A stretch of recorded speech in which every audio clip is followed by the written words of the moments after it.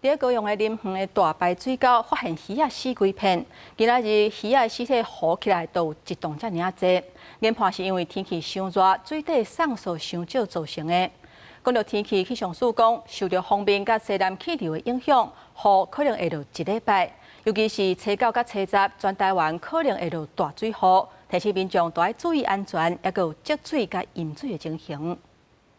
志剛用魚網甲魚的屍體浮起，高雄林園港左部大排吹落真濟魚死，日頭一拍了草毛毛，里長高公所也個農水署隨即攏派人來清，和這種一棟魚的屍體，把那個水放掉嘛，放掉，結果那個隔天就沒有下雨了，沒有下雨，那個可能是太陽太大了，雨就陸續就暴斃了。我都擺騎過，迄個鼻底咧味了，沿路開始吐啊，無度迄味傷重啊。環保局派人來現場檢測水質，目前的數據佫正正常，判斷是因為天氣熱造成用氧量偏低，魚才會大量死亡。因過佇西南方海邊的對流回波慢慢向台灣刷過來，全台灣特別是山區，隨即下晝攏有落雨，天氣會愈來愈無穩定。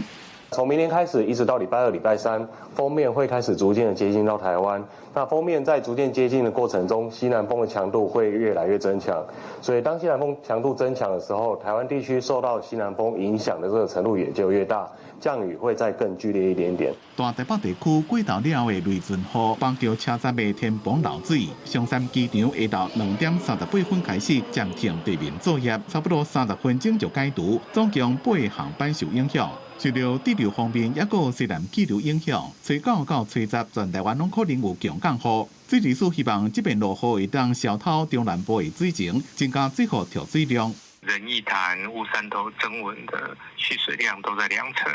上下，甚至更低。阿公店水庫它是一個防洪水庫，對高雄、台南的西南沿海的防洪工作是相當重要。目前它的蓄水量